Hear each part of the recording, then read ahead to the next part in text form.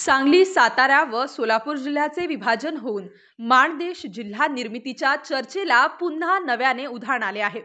यापूर्वीच राज्यात 22 जिल्हा निर्मितीचे प्रस्ताव असून त्या विषयावर 10 वर्षांपूर्वी समितीही गठीत केली होती। आता पुन्हा नवीन जिल्हे आणि तालुक्यांच्या विभाजनातून नवीन जिल्हे व तालुके निर्माण होण्याबाबतचा आशावाद निर्माण झाला असून यात माणगंगा नदीचा प्रदेश असलेला माणदेश जिल्हा निर्मिती होण्याकडे नजरा लागल्या आहेत। माणमाती आणि माणगंगा नदीचा प्रदेश माणदेश म्हणून ओळखला जातो। सातारा जिल्ह्यात माणगंगा नदीचा उगम होऊन ती सांगली, सोलापूर जिल्ह्यातून मार्गक्रमण करत भीमा नदीला मिळते।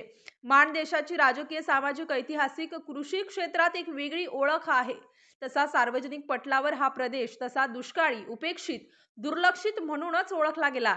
मागील 10 वर्षांपासून सांगली, सातारा व सोलापूर जिल्ह्यातील तालुके एकत्र करून माणदेश जिल्हा निर्माण होण्याची मागणी झाली आहे। त्यावर मंत्रिमंडळ पातळीवर प्रस्तावही दाखल झाला असून त्याबाबत समितीही स्थापन झाल्या। सांगली जिल्ह्यातील आटपाडी, खानापूर, जत, कवठेमहांकाळ, सातारा जिल्ह्यातील माण, खटाव, सोलापूर जिल्ह्यातील सांगोला, मंगळवेढा या तालुक्यांचा समावेश करून माणदेश जिल्हा निर्माण होऊ शकतो। माणदेशातील या सर्व तालुक्यांची भौगोलिक स्थिती सारखीच आहे। सलगता असणाऱ्या या तालुक्यांचा जिल्हा होणे शक्य असून सद्यस्थितीत हे सर्व तालुके एकमेकांशी संलग्न आहेत। येथील सांस्कृतिक ठेवण एकच आहे, पीक पद्धती एकसारखी आहे। सर्व तालुके सध्याच्या त्यांच्या जिल्ह्याच्या ठिकाणापासून 100 किलोमीटरवर आहेत। त्यामुळे अनेक वर्षांपासून विविध व्यासपीठावरून माणदेश जिल्हा निर्मितीच्या मागण्या ठराव झाले आहेत। अनेक तज्ञांनी माणदेश जिल्हा निर्मितीबाबतची गरज व्यक्त केली आहे।